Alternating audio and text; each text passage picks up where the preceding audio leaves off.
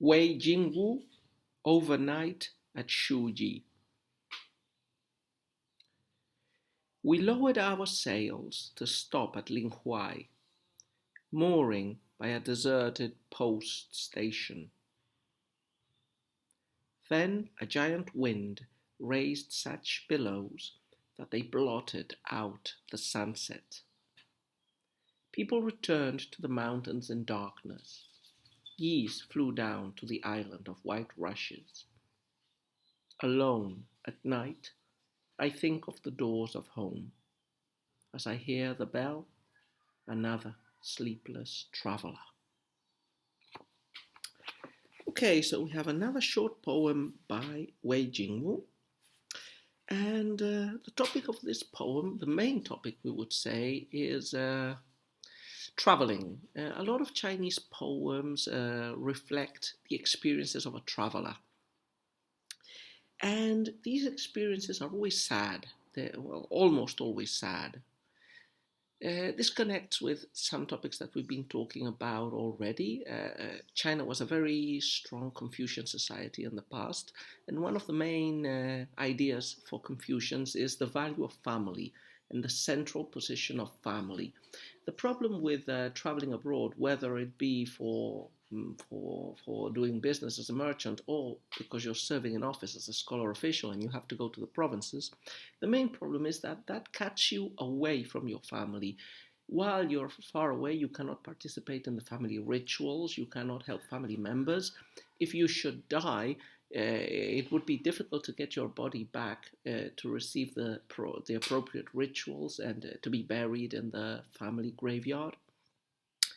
So, traveling is always represented in classical Chinese poetry as a terribly sad situation. Very little wanderlust and enjoyment at seeing new sights. And this is pretty constant in both Chinese and Japanese poetry. Later on, we will have travel diaries, which do express a certain happiness of traveling, but I don't think that those exist for the Tang Dynasty or for earlier periods. Another problem with so this is a poem, as I said, about being far away from everybody and especially from home. Scholar officials usually, when they're writing the poems that we've talked about that are about separation, uh, some of those topics and the elements of traveling appear in those poems of separation, are also lamenting being far away from the convivial culture at the capital where they can cultivate and cultural activities and enjoy the company of other scholar officials. So, as we say, the main topic here is traveling as being far from home, which is a sad topic. And other aspects that appear in this brief poem: landscape description. So the boat of Wei Jing was stopping at Shuji, and we get some of the views that he sees from there. And the subtopic of wakefulness at night, of not being able to sleep. Here, the reason why the poetic persona cannot sleep is because he is traveling, he is far from home, and therefore sad. Let's take a look at the poem couplet by couplet. So, we lowered our sails to stop at Linghuai, mooring by a deserted post station. The first couplet locates us in a specific place. So, we're in a boat. The boat has lowered sails and has stopped at Linghuai, which I don't know where it is, probably by a river. Mooring by a deserted post station. So already the first couplet starts with an image of slight desolation and sadness. A boat lowers its sail and stops by what seems to be a deserted post station. So a view of loneliness and slight desolation. Then a giant wind raised such billows that they blotted out the sunset. So just as night falls, with all the negative connotations or dark connotations of sunset and nightfall, a strong wind rises with clouds, thick clouds, that hide the dim light of the sun that still remains. Everything will be shrouded in darkness from now on. People returned to the mountains in darkness. Geese flew down to the island of white rushes. So this is a parallelistic couplet, and we get the movement of humans and animals at sunset. This is, as I say, a perfect example of a parallelistic couplet, and there is a contrast. Like the people are moving up, they're going back to the mountains in the dark. And the geese, the typical migratory birds, on the contrary, they are flowing down to settle in an island that must be in the middle of the river.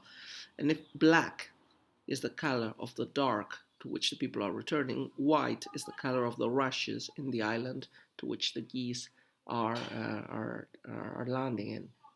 And both images, the geese and the humans, point to the fact or reinforce the fact that it's nightfall. Humans and animals all go to their respective resting places.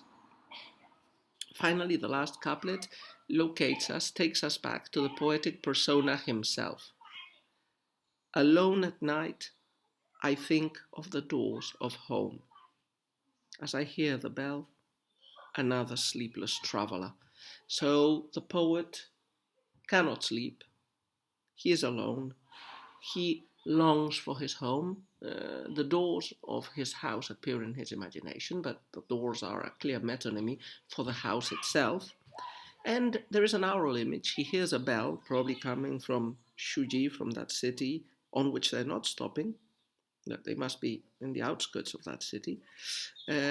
So as the bell is heard, the bell is also compared, I imagine, to the traveler. The bell is another sleepless traveler, perhaps. So the bell is also awake at night and making sound, while all the travelers that are unable to sleep, like Wei Jingwu, stay awake, longing for home.